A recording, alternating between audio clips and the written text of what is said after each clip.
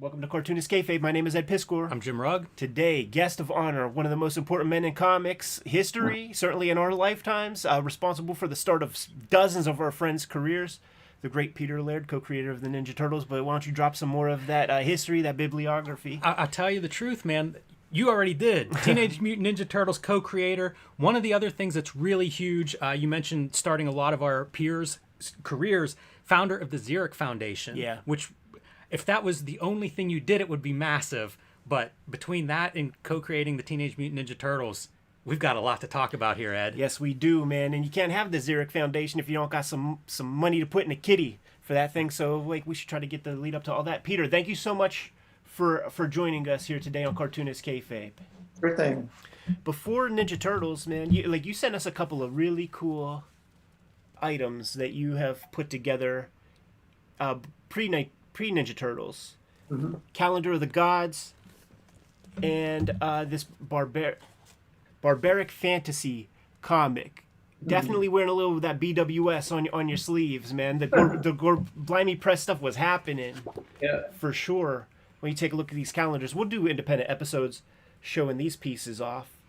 But you were already up and running before Ninja Turtles. So, what kind of illustration gigs would you get to subsidize your living or whatever?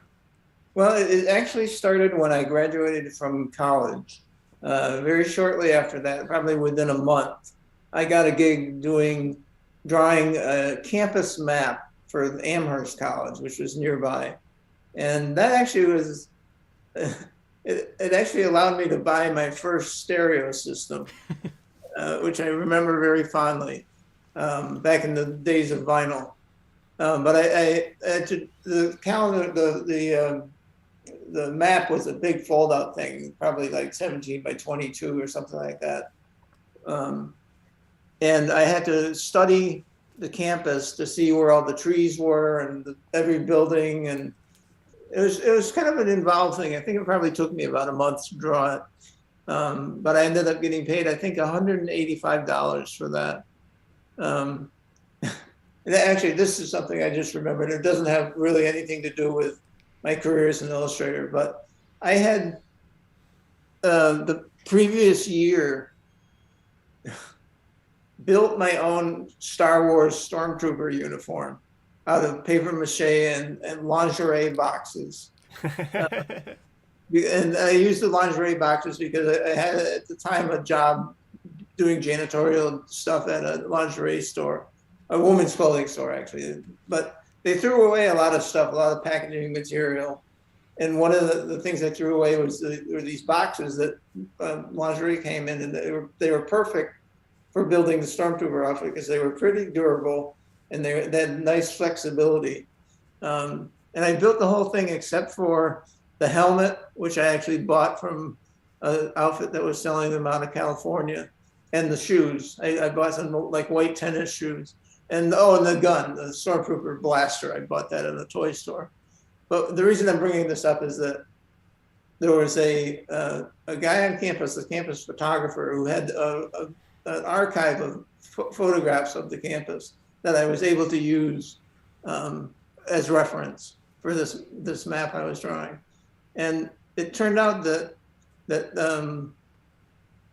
the guy that I was dealing with at Amherst College was willing to walk around the campus with me and taking photos of me in my Stormtrooper costume, posing in different ways around the campus, which was a lot of fun. I still have those somewhere, so those photographs somewhere. I need to see those photos. Everybody needs to see those. I should have been published in the pages of TMNT, those editorial pages or something, man. That would be amazing. It brings up a good point, Peter. Where do you wear your Star Wars cosplay at that time? I actually did wear it out a couple of times. One time at a dance that was being held at Smith College, which is another college in our area. My wife has a degree from Smith. Oh, really? Mm-hmm. Small world. It's a great school. But I knew some people who were going to this dance, and it was like a Halloween dance kind of thing. And I'm generally pretty shy about stuff like that, but because I was completely covered in this Stormtrooper armor, and nobody could see my face. I felt pretty good about it. And it was fun. Although I have to say that it was a warm day, and moving around in the Stormtrooper outfit made me sweat a lot, and ended up wrecking it to some degree. I think I patched it together again, went out to another party sometime later, but that was the one that I remember the most. Part of the reason I ask, where you would wear that is, what is the comics scene like? Ed held up a couple of your self-published efforts from early on. Was there a comic scene? How were you participating in that? It was not quite as robust as it turned out to be during the years that Kevin and I had Mirage Studios, and he had Tundra, and he had the Words and Pictures Museum in the Northampton downtown. But there was comic stuff happening. In fact, one of the things that brought Kevin and I together, and you may have already heard this story, I, along with some other cartoonists that I had met in the Northampton area, put together a comic magazine called Scat. And it was a free magazine. And we basically went around to local businesses in the area and got them to buy ad space in the back of the magazine, which meant that we could print this magazine with our work in it and not have to pay for it. The ads paid for that. And I was with that group of people for probably, I don't know, maybe a year. And then we had some disagreements and I left. But Kevin, when he had moved on to the area, before we knew each other, he was taking the bus between Northampton and Amherst and found a copy of Scat on the floor of the bus. And of course, that interested him a lot because he was, up and coming cartoonist, and really wanted to see his work in print. And he went to the Scat offices in Northampton, and as it turned out, they didn't really like his stuff enough to publish it. They had other types of things they wanted to do, but they gave him my name and my number, and actually, I think not my number, but my address. And he wrote me a really nice letter. Got it, kind of out of the blue. And, here's this nice person writing me this nice letter, and I invited him to come over. And as they say, I think the story has been told a lot. Where one of the first things he saw when he came in my apartment was an original Jack Kirby penciled Losers page that I had purchased some time before that. And that really kind of cemented our friendship right there. But the Scat thing was kind of fun. I think I was part of that group for about a year, maybe 5 or 6 issues, and it was great fun. Couple questions about that. Did any of the Scat guys build careers in comics or cartooning that we would know? That's a really good question. There were several of the people who worked on stuff that were really quite good, good cartoonists. But I honestly can't recall if any of them, made it big or even made it semi-big, to the point where they could live by the fruits of their cartooning. Sure, that might be interesting. Your question kind of makes me want to do a little research on that. That might answer the question, like if the names don't ring a bell. But another question I had and was always curious about was, tell us about acquiring that Losers page, and did you have any other original art? Because that would have been that time where even when we were young, you would see in the back of like Kirby collectors and stuff, affordable Kirby pages, ethical Kirby page from him and Roz. Affordable, but like in the 70s, in the early 80s, man, that could have been some cheap stuff. I believe I got that Losers page as well as a page from Thor, inked by Vinnie Coletta, from a local comic book / book dealer that I knew and had actually worked for a while. And I'd actually gone to a couple of New York comic conventions with him. And yeah, I think his name was Norman Whitty, and he had a bookstore called Omega Books in Northampton for quite a few years. I'm sorry, I just lost my train of thought again. Did you have any other artwork that you purchased, or like Kirby was your guy and you couldn't pass up the chance to get those Kirby pieces? Well, I definitely wanted the Kirby pieces because he's probably the biggest influence on my life in terms of illustration and cartooning. But I actually, I think if I remember correctly, I actually had an S. Clay Wilson original. Wow. And I stupidly traded it back to the guy I got it from for some other piece of art, which I can't remember, but I now wish I had that Wilson original because he's such a unique person, unique talent. Was it a Zap page or something? I wish I could remember. I don't. But it was definitely him with all his quirks. Yeah. Peter, you mentioned going to a couple New York comic conventions. Mm-hmm. Were you making sample pages? Were you trying to become a comic book artist at that time? I decided that I wanted to become a comic book artist when I graduated from high school. And it really, it was the Kirby Fourth World stuff that just pushed me over the edge because I was so blown away by what he was able to do with that. It's just an outpouring of creativity that I'd never seen before in comics. So I'd done a few little things on my own, trying to work up some comic book ideas. I haven't seen them in years. I don't even know if I still have them. Let's jump around a little bit, have some fun. Did Jack Kirby ever see the Donatello issue? I'm happy to say that he did, and in fact, one of my favorite memories from that period of time was we did that while we were living in Connecticut. Kevin and I were living in Connecticut, and I did the layouts for it and came up with basically the story and so forth. And we didn't want to do it without Kirby's okay, because he's a character in the story. And it just so happened that we had gotten in touch with Steve Bissett at that time, and he fortunately had Kirby's mailing address, which he gave to us.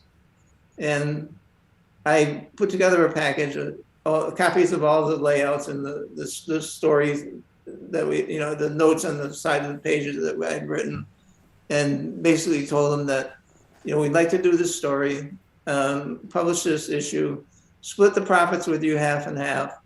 And probably a couple of weeks after I had mailed that off, I was sitting in my house and I got a phone call, and it's Jack Kirby, which completely flipped me out, and I was just kind of shaking and stuttering and what have you. But he was really nice about it, and he said, "Yeah, sure. I'm flattered that you want to do that story, and have me be a character. And don't worry about the money. You keep the money. But I do have one thing that I want you to change in the story." And I was like, "Sure, Mr. Kirby, anything." And he said, "You in the layouts that you sent me, you had me smoking a cigar, and I'd like you to take that out, because I don't want the kids to think that's a good thing. I've been smoking cigars and pipes for a long time, and it was a big mistake on my part."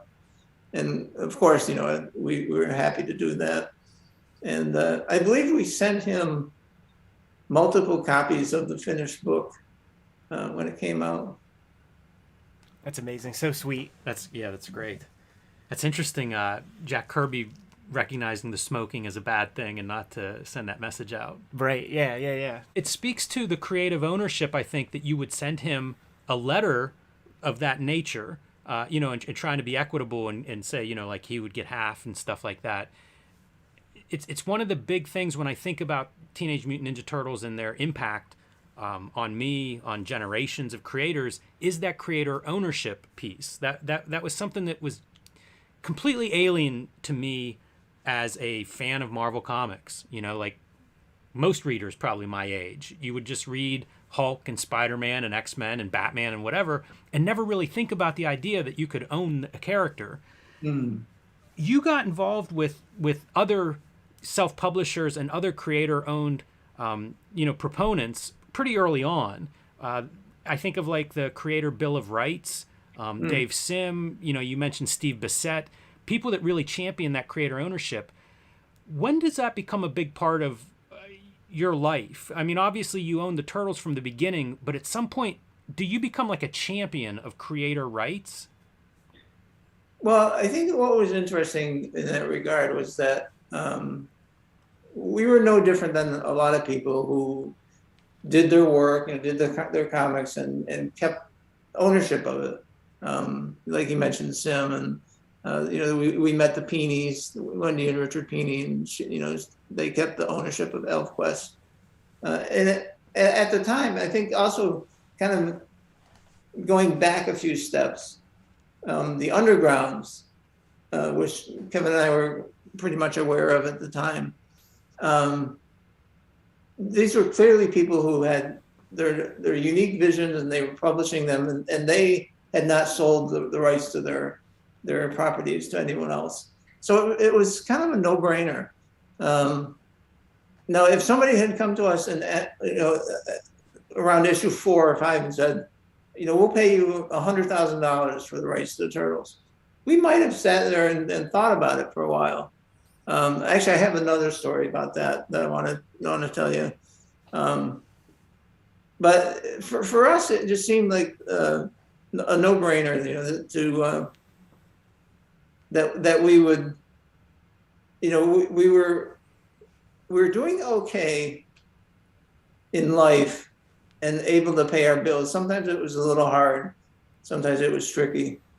But beyond the Turtle comic, before we did that, we were able to make a go of it through whatever other jobs we had. Kevin ended up working at a hotel, at a lobster restaurant, and some other place I can't remember. And I had my illustration career where I was doing drawings through the mail for the local paper here in Northampton, and making a little money, not much. And again, I've lost my train of thought. Sorry. Talking about creator ownership and the value of that, and when you guys realized that you had, you were champions of creator-owned work. Yeah. Now I think I just remembered where I left off. What I see in terms of the value of what happened with us is that very dramatically, people who were in the business, on the independent side, it was made clear to them very dramatically, it's possible to have great success doing your own thing and keeping your own rights to your material. And I think that actually happened even before the whole explosion of turtle merchandising and licensing happened. People were saying, oh my God, these guys are putting out this black and white comic and they're printing, 50,000, 60,000 copies of black and white. And if you knew anything about the economics of that, you knew that we were making significant good money doing that stuff. And so I think that it really helped people to have that very clear and obvious and dramatic example of what could happen with your creator-owned property. Were you aware of the black and white explosion then around you, or were you too busy with the Turtles to see it? We were quite busy, but we did take note of it. I mean, we, of course, like many people, saw those knockoff comics, the radioactive black belt hamster and preteen dirty jean kung fu kangaroo, stuff like that. Some of which we found amusing, and flattering to some degree. Imitation is the sincerest form of flattery, as the old saying goes. And we did take note of the black and white explosion, and I always felt a little bad about it, because to a large extent, what happened was there were a lot of comics put out that were fairly low quality, and store owners were buying tons of them. And as if you look in the quarter bins and see all these comics that were published in that time, that a lot of them weren't meant to sell originally for a quarter. In fact, the comic book shop owner may have paid much more than 25 cents for each copy. And that leads to a dark place, where these stores really suffered from over enthusiasm and buying all these books that really were not going to sell. And it did not work out for the good of a lot of comic book shop owners, unfortunately. One of the things that's like really noteworthy with you guys very early on, and certainly like the entire object of an issue of Teenage Mutant Ninja Turtles, there was something to chew on every piece, from the editorials on the inside covers to the letters pages to the occasional like pinups that would be in there. When you guys hit very early on, there's so many different like levels of generosity that you guys sort of bring to comics. It could be as simple as you guys shining some light on the interesting independent comics that were out at the time, and hipping people to Flaming Carrot or whatever. Mm-hmm. There was certainly fan art that you guys would show in there, and it would be like Mark Panacea fan art, like the guy became the ex-editor at Marvel some years later, and he's got some of his first artwork in there. But then you guys would really extend yourselves and do strips for indie anthologies and things. Gary Groth, Anything Goes. Like that's the first Fantagraphics comic I ever bought on the strength of a Turtles comic. Everything that was in that Shell Shock anthology. It's just Munden's Bar in the back of Grim Jack. That speaks a lot. That like foreshadows the generosity you guys bring forth later on. Kevin does Tundra, you do the Xeric thing, but it's clear you guys like established yourselves, were doing quite okay. And like, what was that generosity about? I could make suppositions that it's like rising tide raises all ships, but from your words, like what was the spirit there? It might have had something to do with the fact that we started from a fairly modest place. And we knew how hard it was to get stuff out and to get into the public eye. And it just struck us that it wasn't that big a deal to add a couple more pages so we could have a few more pinups or talk about the comics we were enjoying reading at the time. It just seemed like the thing to do, the right thing to do. The biggest beneficiary of that, and he has stated it. Now, he is an amazing cartoonist in his right, but probably the biggest beneficiary of that is Stan Sakai with Usagi Yojimbo, with being published in Mirage, getting a lot of shine early, getting a figure. You hear about those WWF toys, Iron Sheik getting $80,000 royalty on that. So, yeah.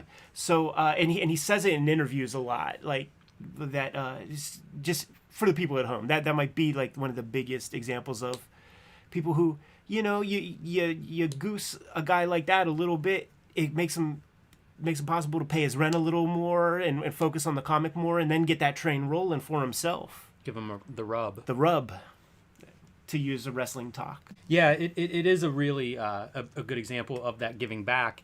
Do you feel, Peter, were you and Kevin both just in love with comics at that time? Like as the Turtles are starting to succeed as a black and white book, are you interacting with comic shops, interacting with I don't know, comics buyers guides, these kind of like fan areas. Was that a big part of that practice early on? Well, Kevin and I were definitely in love with comics at the time. We had a lot of energy to do the Turtles, and really a great desire to get our work out there.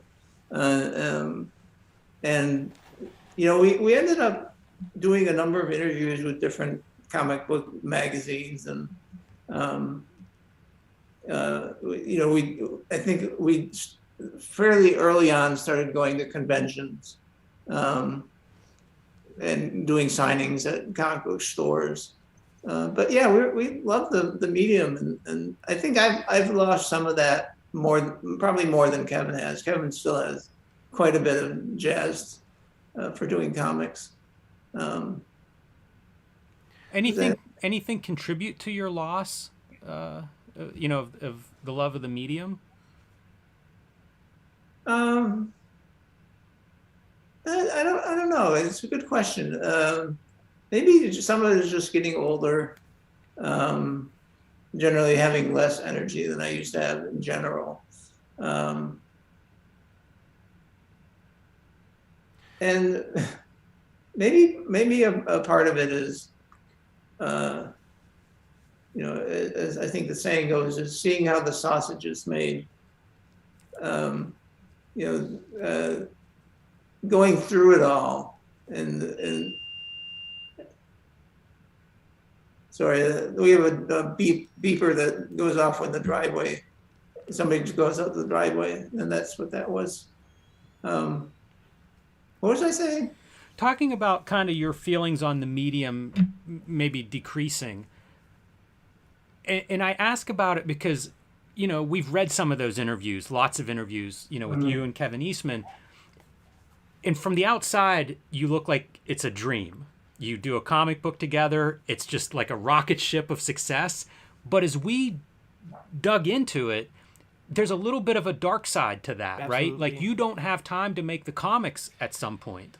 Mm-hmm. Yeah, speak about that. Like the business starts to take off, and it takes more of your time. Like emotionally, how was that to have to? You're so into comics, you're making these things, but now the thing that you got into this whole thing to make comics, now you like literally can't. Yeah, that was kind of tricky. For a while, it was fine. The licensing was kind of low key. We did a few things like the role-playing book with Palladium, and the miniature metal figures with Dark Horse Miniatures, and some glow-in-the-dark T-shirts and button sets and stuff like that.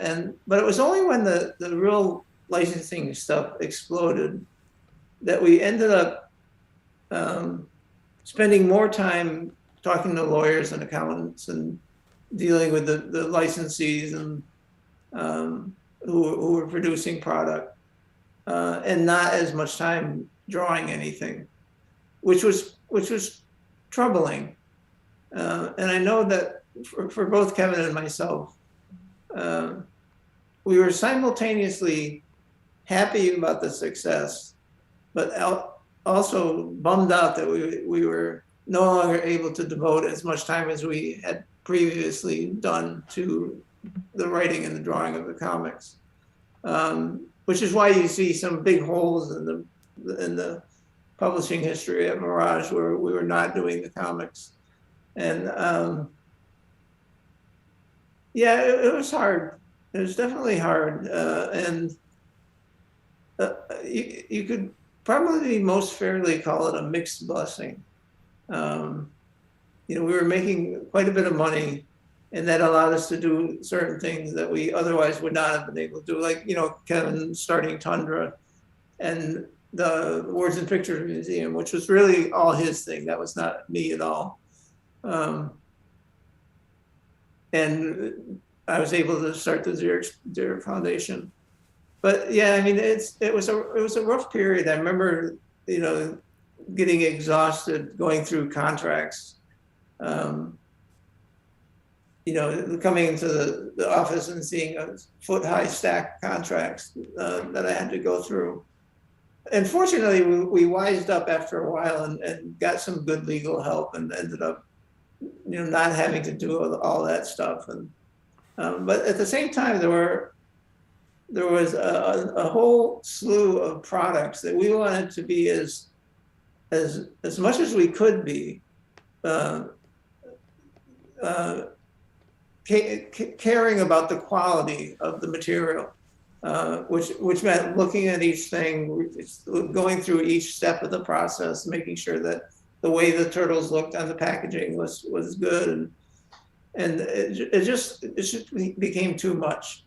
And again, we managed to, after several years, find people to work that stuff for us. But for a while, it was really quite depressing, to be honest. It's got to be nerve-wracking coming to that place where you're used to doing everything yourself, and now it's just you have to delegate. Like giving up that control has to be a bit nerve-wracking. It definitely is. It definitely is. You want to find people who you can trust and had their own intelligence that would allow them to do this work without us looking over their shoulder. Another aspect of the turtles that had, like, how would you put it, that was basically extremely high quality, were stuff like the video games. There was the arcade game, Right. the 4-player joint.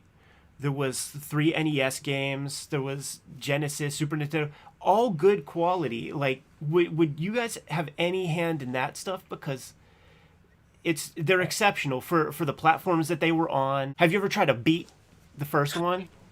I've never beaten any of the Turtles video They're games. tough, man. They weren't Yeah. baby proofed. Looking back at that whole period, it's kind of, there's kind of melancholy that goes along with it, and I don't dispute the fact that it was nice having this kind of success and having the financial reward of it. But I often find myself kind of musing about the history of the property and how Kevin and I were tightly working on those issues for a while, and then kind of had to pull away because we just didn't have the time or the energy. And I wonder sometimes what the Turtle comics would have become if we had not done that. If we had said, no, don't, we're not going to license this. We're just going to work on the comics. And I have no idea what would have happened, but I sometimes think it would have been really cool to see where we would have gone with that.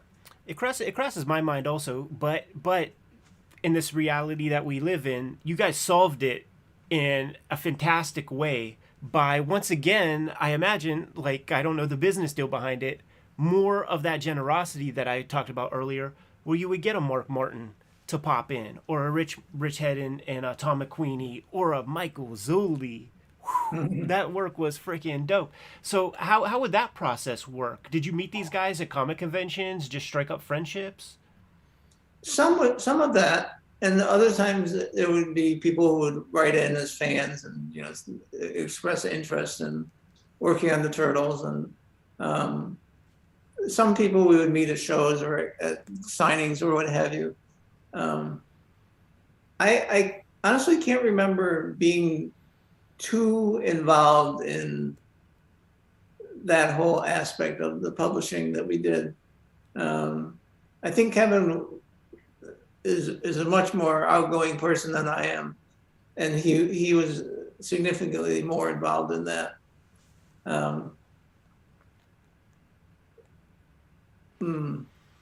Yeah, I wish I could remember exactly who did what back then, but I think I was, and I think Kevin was at the time, just happy that people were willing to do those fill-in issues. And it was interesting to see what people did, what their takes on those characters would be. There's not another series like it in like the history of comics, where you kind of create this engine and then like let other people kind of do their deal.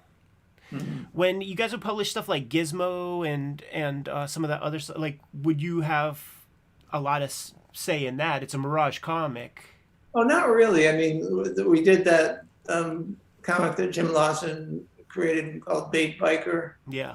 Um, and you mentioned Mike Dooney's Gizmo. Mike had actually done, I think, his first Gizmo issue before the Turtles were even published. With some, I can't remember what the publisher was, but it was a small press thing. But no, when people came to us with books like that we agreed to publish, our oversight on them was very tiny, because we trusted, especially people like Mike Dooney. You know, who's a tremendous talent, and we were familiar with what he did with Gizmo, and we're happy to have him be part of the Mirage group. And it was great when Stan Sakai agreed to let Usagi Yojimbo be published by Mirage. We were very proud of that. Like you said, he's a great cartoonist, and a good guy. He's one of the best people we've ever met in the comics industry. Peter, did you guys continue to maintain Mirage through the 90s? Like, whenever that first volume of Turtles ends and we see like Turtles at Image Comics and Turtles at Archie Comic, is Mirage still like running at full capacity and doing other things then? Mirage, I believe during that period, was maintaining the empire, if you will. You know, the making sure that the licensed products were all adequately protected and you know, were done well as we could get them to be done. But we definitely did slow down in terms of publishing for a while there. You know, I wish I had an accurate chart of all these times and dates and issues, but I remember the Archie book was something that kind of fit very neatly into the licensing program. And when Steve Murphy took it over as writer, it became something even more interesting. You know, he did a lot of really interesting stuff in that series. I always wonder about that 90s because it's so big in comic books in the early 90s, but then pretty quickly becomes like, you know, almost a death zone. Like, we would see a lot of the self-publishers just disappear, you know, leave comics altogether as the 90s get into the mid and late 90s and the distributors go away. And so I always wondered, like, if that was something you felt as, you know, as Mirage, if that was something you saw, like, comics bubble and then collapse. Well, like I said earlier, I think, you know, one of the mixed blessings of our success was that, you know, we showed that moderately talented people could put out a comic book and make good money selling it. And I think for some people that really worked, and the product that they produced was of good quality. But then you have the issue of a lot of the books that came out in the black and white explosion being just, I mean, I find it hard to really describe them fairly, but part of the description is that I didn't really buy or keep many of them. And you have a scenario set up where the people selling comics in stores are over ordering, overbuying, and then they end up with boxes and boxes and boxes full of books they can't sell for, you know, more than a quarter or a dime or whatever. It was a curious period. I mean, it was. I kind of wish more talented people had taken the opportunity to jump in and really go crazy, because I think it could have been really something. I mean, somebody like Steve Bissett, who is a good friend of mine, I think he's a brilliant cartoonist, and if he had leaped in with both feet and really pushed his own work, you know, I think that he could have made a huge mark in the industry. It was scary for those guys. They had to bet on themselves, you know, and when you get in those page rates and that like reliable income, you know, that's that job mentality. Mm-hmm. Did you You're see right. Image Comics as an extension of what you guys were doing? Not really. Image always seemed to me sort of like I don't know quite what the right word is here, a growth on Marvel Comics that kind of budded off and became its own thing. They benefited hugely, I believe, from the promotional push that they got when they were still drawing for and writing for Marvel. I don't really think without that promotional push, they would have made it as big a success of their company as they did. Yeah, no, not at all. But like when was it like Wildstorm that had the turtles? Like I swear, like I'm trying to look here on Eric the phone. Larson. But wouldn't it say something like it was Eric Larson that got the turtles? Well, at Image. At He Image. worked on them a little bit. Okay. Just a little bit. Jim Lee redesigned. No, that's what I'm talking. Oh, Okay, yeah. Like it was, there was a turtles. It said Jim Lee's Ninja Turtles. Yeah, Yeah. he made toys. Were you involved with that? Do you remember that? Well, in the sense of approving some of the packaging and artwork. That was a thing I think Playmates was really excited about grabbing onto that bandwagon of Image's success at the time. And I think they only did 3 turtles, and I think they left one out. One thing I remember from that period that there was if I remember correctly, a kind of crossover comic book that featured the turtles and some of the Image characters, like two of the Image characters, and going back and forth in the approval process of seeing that they all had equal space and weight on the front cover, so nobody got the better of it. Yeah, I'm looking at something called Action Zone, and it's like all the cartoon stuff. So like Wildcats was on, and Turtles is on, and you see 3 equal dudes of equal size. Yeah, on that cover right there. that's what I was talking about. Peter, you know what? Like another dark side of this kind of success, and it's documented well in interviews in some ways, is now anybody in your whole life who like had a box turtle is like suing you and like saying that you guys have like stole their idea. So that's certainly another component to the success that you guys didn't plan for. What was that like the first couple weird lawsuits that came your way? It was very distressing, and we hated it. And I still hate it. Unfortunately, it's no longer happening. But I suppose it could someday. But some of it was just ludicrous. Like there was one guy who claimed that he had been on a bus with one of us, and he had talked about the turtle idea that he had, and one of us stole it, and it just became an ongoing distressing annoyance that was not cheap to deal with, both in emotional terms or in financial terms. I mean, we spent a lot of money on lawyers and lawsuits, defending our defending ourselves, I guess, and our property. And I'm so glad that I don't have to deal with that anymore. It was a real drag. I mean, I can't really see any good aspect to it. It was just really annoying and frustrating.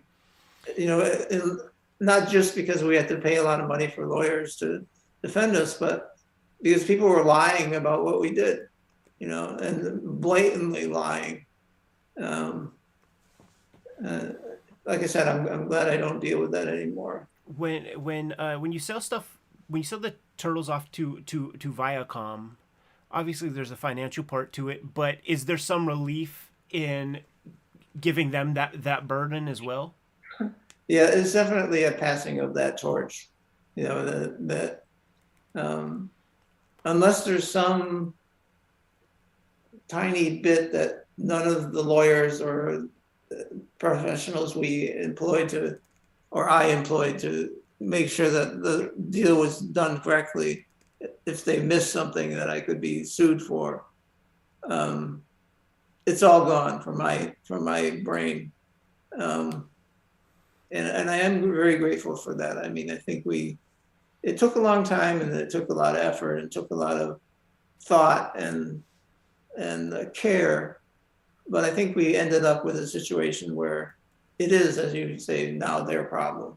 You know, I have no idea if Viacom has been the subject of any lawsuits from people who claim that they invented the turtles. It's altogether possible that they have been, and I just don't know. But I'm glad that, for me anyway, it's over. Peter, did you view that as like the turtles were your business, like you were an entrepreneur and you know this was your business, and now as you would approach retirement age, you're selling your business? Is that how you viewed that?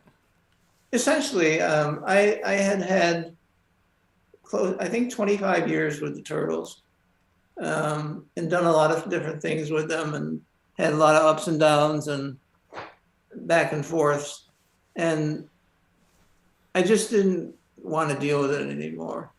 And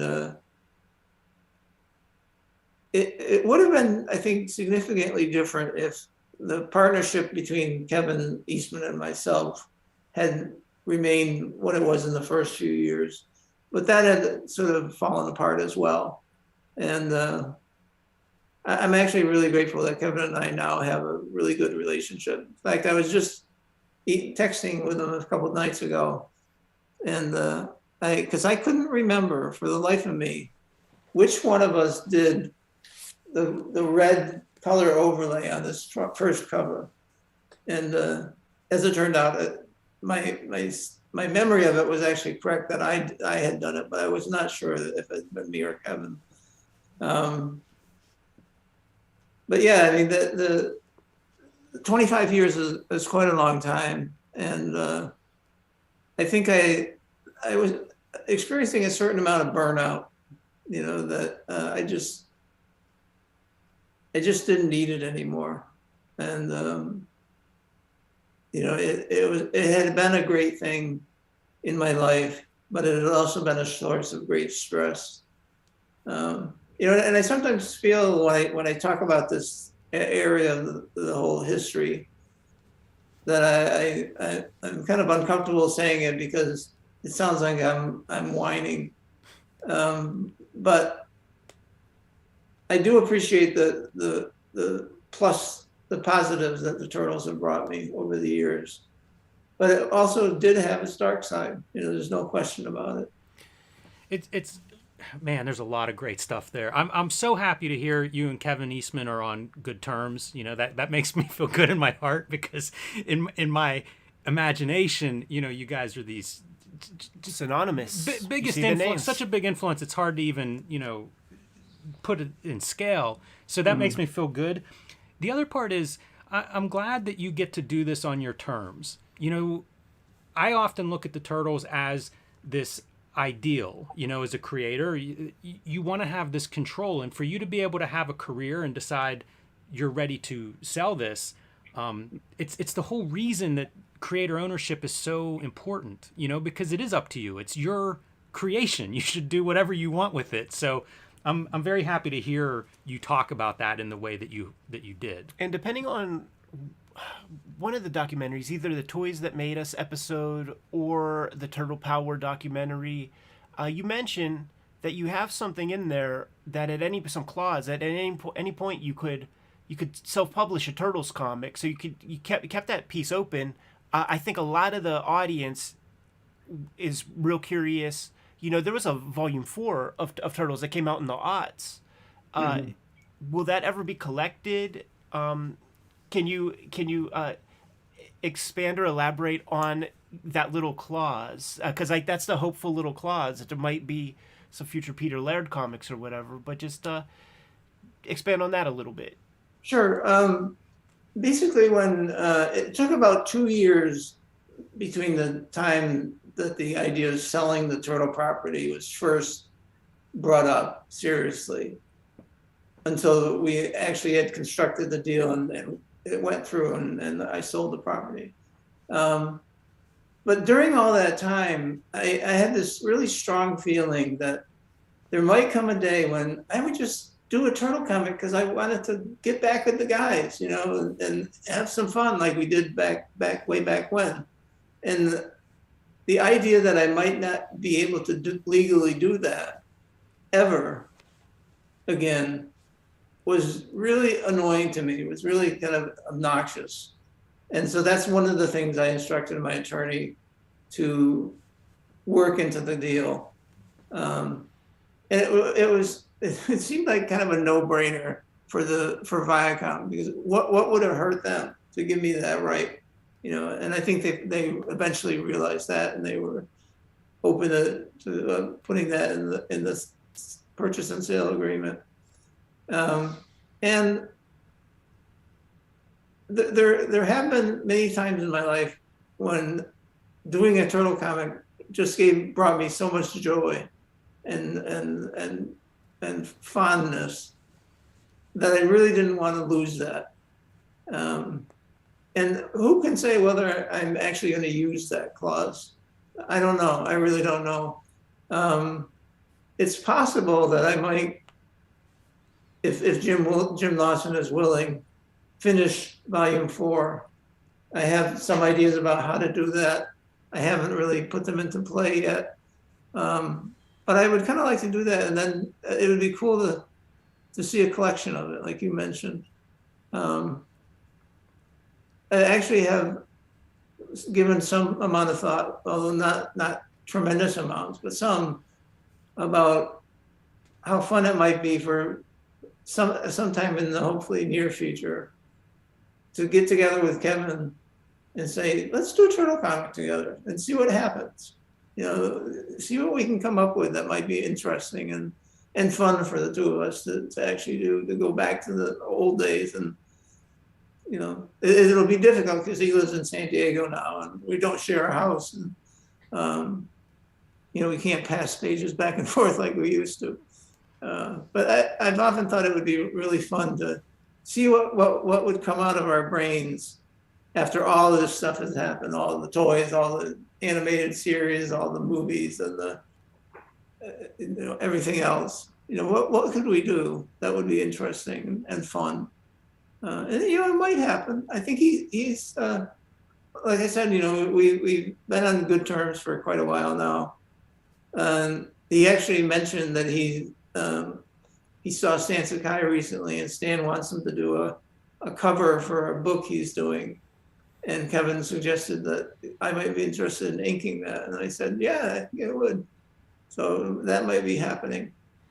Who knows? You never know what's going to happen. It would be, I think, a great enjoyment for me to do that again with Kevin, because that collaboration was the best I've ever had. My collaboration with Jim Lawson on the Planet Racers book was close, but the Turtle thing with Kevin was really special.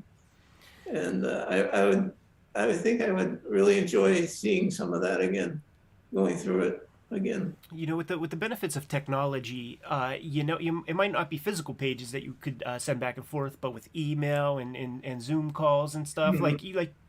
We've never been closer. We interview people in Great Britain on, mm-hmm. on this thing, and it really shrinks the world and makes it possible to have those kinds of collaborations and to do cool stuff. That's just me trying to put a little gas on the fire. That's us just agreeing with you, Peter.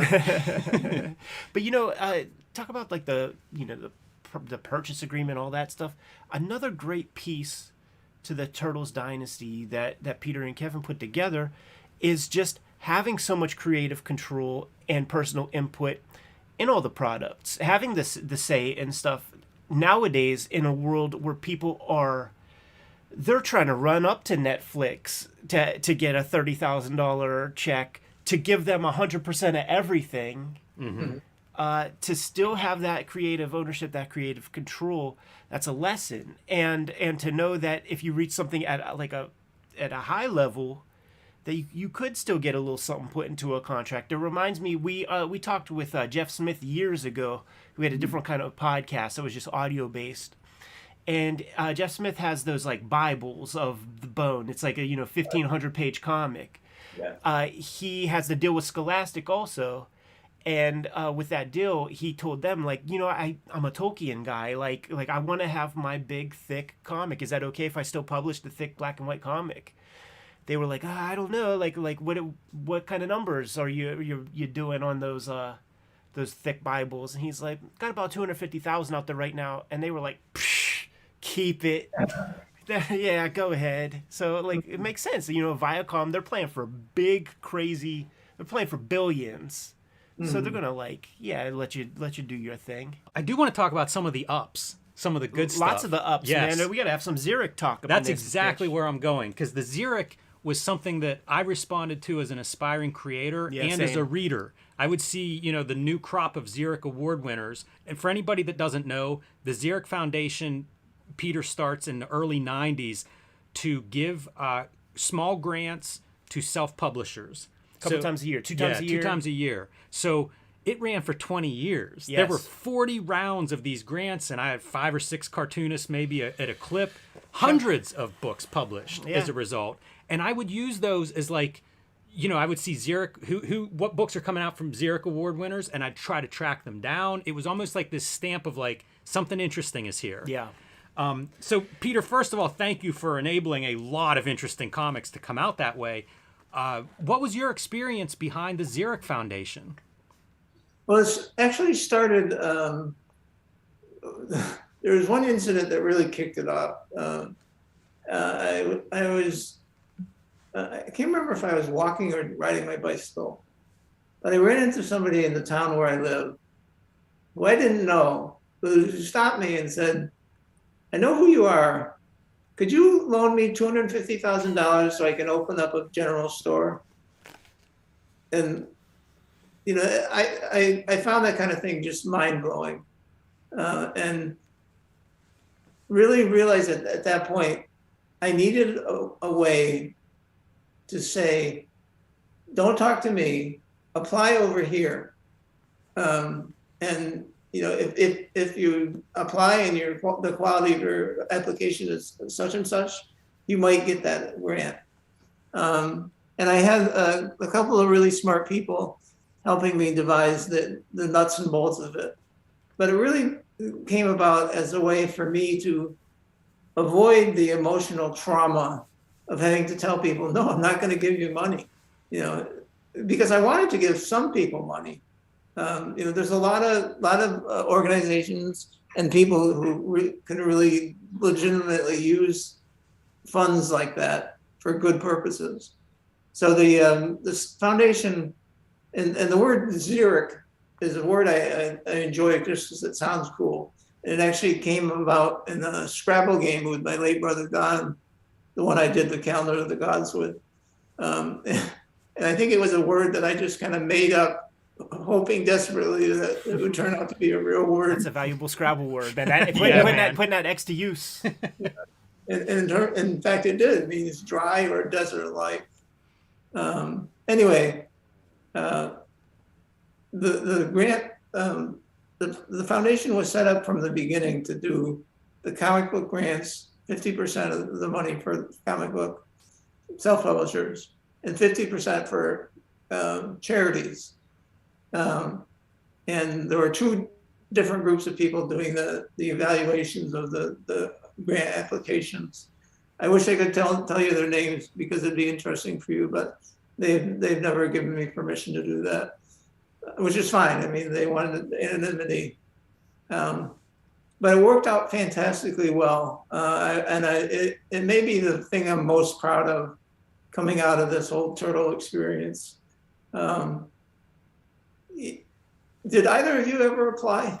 I was so chicken to do so, and it's sort of, I was young, like I was too young. Tom Scioli, who pops on the channel, he got one in 1999. I was still, I had 2 years of high school left to go at that point. And I looked up to all the Xeric winners and was just like, it's hopeless. I always had the idea of like, I'm going to apply, I'm going to do it. But then I'm like, no, cold feet always. And just never pulled the trigger. I applied and I was rejected, Peter. So thank you very much. Yeah, he wants the name of those dudes, man. Yes, I'll have their home address as well. I'd like to send them a little note. We probably shot and interviewed a couple of them. I would bet. But yeah, you know what? I find the application process to even be valuable. Just that mapping out a plan, getting quotes for like, printing costs. I always think that's a valuable piece, and I kind of looked at it that way because I did end up self-publishing. So it was a very good experience for me, even though I did not make it. Yeah, and it's smart. Like it gauges the seriousness of the creator. We interviewed David Cho. He's the guy who did the Raphael episode with us. He got a Xeric for Slow Jams. And he talked about how, like, you guys, I guess, at least at the time, you guys, like, the check, you would cut it to the printing plant, just so that these dudes can't go crazy with this loot or whatever the fuck. But he's like, to you guys, like, I'm just not that guy. Like, I don't quite, he has the skills, he has the facility, but he just, like, that part, he's like, just give me the loot, like, I promise I'll print it. I won't waste it on anything. But he said that was like a conversation that he had to have back and forth with you guys. Yeah, as it turned out, the application process was just hard enough to separate the wheat from the chaff. The real serious people from those who are just kind of doing a little fun thing. And I'm sorry you didn't get the grant. It's quite all right.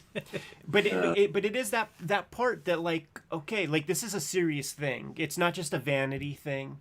And you have to have some administrative ability in case if it pops off. Like, if you have success with this thing, like, you have to have some administrative chops to just weather that storm with all the stuff that we laid out in this past hour of suing and just logistics of making print stuff happen. Like, you gotta have those ducks in a row.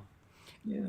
And I always loved the idea, like reading interviews or whatever, that it was very similar to what you guys did with Teenage Mutant Ninja Turtles #1, that being a loan that you got from Kevin's uncle, to print. But right. The similar idea, it was like something you were helping creators with in terms of like, here's the step we took. Here's the first, let me help you on your first steps. Mm-hmm. Yeah, it was exactly that. I mean, the loan that Kevin's uncle gave us was really meaningful in the history of our self-publishing. I've often looked at that his part of our history, and it's very likely that we would have eventually saved up the money, got enough together to pay the printer, but it would have taken months, maybe years, and who knows what it would have happened with the property if we had to wait that long to get the first issue out. So I've always been grateful to Kevin's uncle for that. And let's talk about that, because it kind of parrots the Xeric application process. It's not like Kevin just went up to Uncle Quentin and was like, "Can I get $700?" Like, you guys presented this material. Like how did that work? If I'm remembering correctly, we had either finished all the work that we needed to do on the book and made a dummy copy that we were able to show him. This is exactly what we're doing. This is how we want it to look. I think we did that and basically explained to him what our hopes were, to pay for as many copies as we could reasonably afford with his loan and the money that we had saved up already, and hope for the best. Because at that time, I mean, that was a period when, and I know I've said this before, I may have even said it to you guys today, we had this huge stack of boxes of the first issue, first printing. And we would sometimes somewhat facetiously say, "We're going to be burning these this winter to stay warm," because we didn't know what was going to happen. You know, it could have gone any way.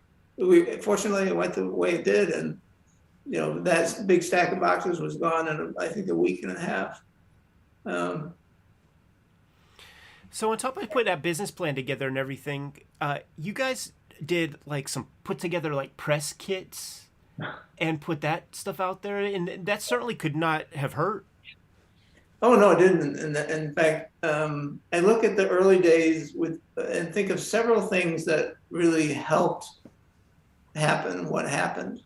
I actually did most of the work on putting that press kit together, which included, I think, 3 pages of artwork, and a single page of typewritten material, basically telling what the story was about and what we were trying to do and so forth.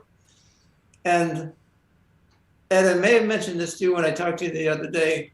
I went to the local Dover, New Hampshire Public Library and found a really great book that listed all media sources. I think it was in the Maine, New Hampshire, and Vermont. And I was able to extract from that book, I don't know how many addresses. I think we ended up sending out, I may be wrong about this, but I think we sent out 180 press kits. And one of them went to United Press International, UPI. I don't think they're in business anymore. But at the time, they were like AP. They basically went all over the world, you know, with newspaper stories. And within a couple of weeks of sending them that press kit, they called up, they sent a reporter and a photographer up to Dover, New Hampshire to our house. And the reporter wrote a story, the photographer took pictures, and that freaking thing went all over the place. It was mind-boggling. You know, we would never even been able to reach the amount of money that would have been necessary to pay for that kind of publicity. And we got clippings from all over the country and internationally too, from people who've seen this thing. That was one thing that kind of like nudged the door open. But the other thing was, and I feel this to the bottom of my heart, the name was the savior of our property, because it's so goofy and so strange that you can't help but do a double take when you hear it. See what? Teenage Mutant what? And I think it made a huge difference.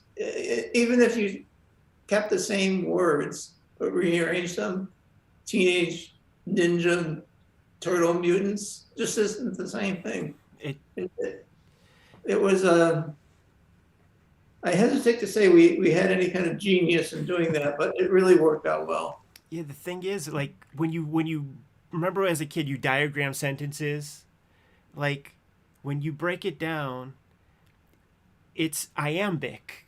It's like the stuff that poets try to manipulate language to try to get that exact cadence and the flow, and like harsh syllable, soft syllable, harsh, soft. It's a iamb, you know, soft, hard actually. And Teenage Mutant Ninja, like the song makes itself just with the title. So it has that natural flow that Shakespeare wanted, which I'm. You're a very smart guy. I don't know that you were thinking about Shakespeare when you were coming up with the Teenage Mutant Ninja Turtle title, but it is it's the best title in comics. Yeah. Like in terms of like just headspace and like what that conjures in your mind. Like what's the second best title in comics? Oh, amazing. Amazing. All these little bits to create that wild success, man. You got anything else, man? Because I have 4 million things, but we got to let Peter go. Peter, are you still drawing today? Like, how do you occupy your time now that you're retired? I watch a lot of YouTube videos, including yours. We appreciate that. We have a Turtles playlist. We'll eventually get to every issue, I'm sure. I hope you do. I find that your approach to looking at them very interesting. I have my 3 issues of The River right over there that I've been planning to pull to check out some Rick Veitch TMNT sooner than later. But as far as what kind of drawing I've been doing is very, very little. A few months ago, I sat down and drew a bunch of turtle head sketches, and also some turtle full body sketches that I offered to my friend Steve Levine to take with him to shows he was going to and sell and split the proceeds for them. But I haven't really done anything significant. I've inked a couple of things that Kevin penciled, and I actually inked a couple of things that Steve Levine penciled. But I just haven't had the real impetus to do much else. I wish I did. I mean, I used to be one of those guys who carried a sketchbook around with them all the time and drew in it religiously. But I haven't been that way for years. I would like that to change, actually. But I think the whole turtle thing affected me differently than it did Kevin. I think Kevin was able to retain a lot of his creative energy that I have not been able to. But you never know. I might get back to it. Do you still have some long boxes and stuff of but your Kirby runs, or what are some prized comics that you revisit? I actually have my wife suggested this, believe it or not, that in our living room, which is over that way, I put together a bookshelf full of my Kirby reprints volumes. So I now have this bookshelf that's about this tall, about that wide, that's all filled with Kirby stuff, which is fun to look at. I still admire that guy so much. I think I have out in the barn in my studio, I have some individual comics. I think I saved my Conan comics that Barry Smith drew and all the Fourth World stuff that Kirby did. But other than that, I don't think I have any boxes of comics. Oh, actually, I have boxes of Turtle comics. Does that count?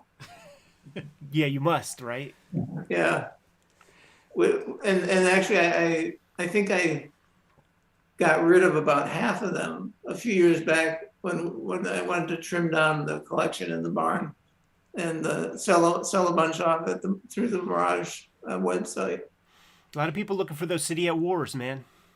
They're going for a high price these days. Do you have a set of all of the Xeric winners?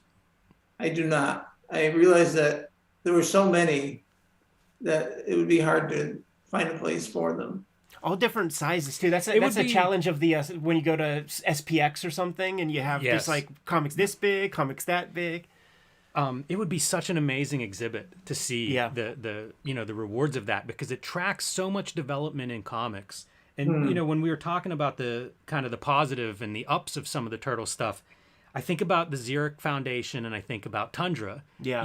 Both you and Kevin, you strike with the Turtles and you're doing well, and both of you are very generous in giving back a lot of resources to the comics community.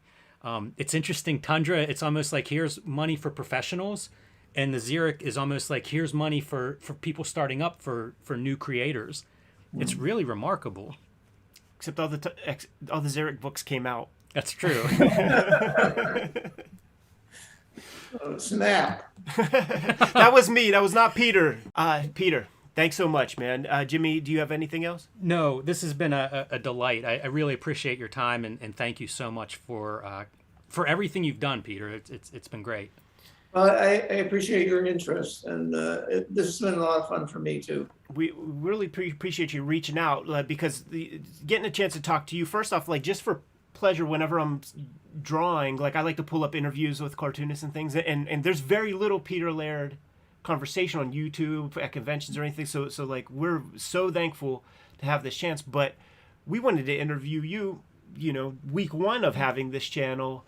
There was no vector to get to you, so the fact that you hit us up independently and created this opportunity Dream come true. Thank you so much, Peter. You're really welcome, guys. Hope to do it again sometime, man. Maybe crack open that Cerebus 8 I have over there that we've been meaning to do an episode on. And if you want to come back, please join us and let's go through these comics. Yeah, I can do that. Awesome. Take care, Peter. Thank you so much. Thank you. Yep.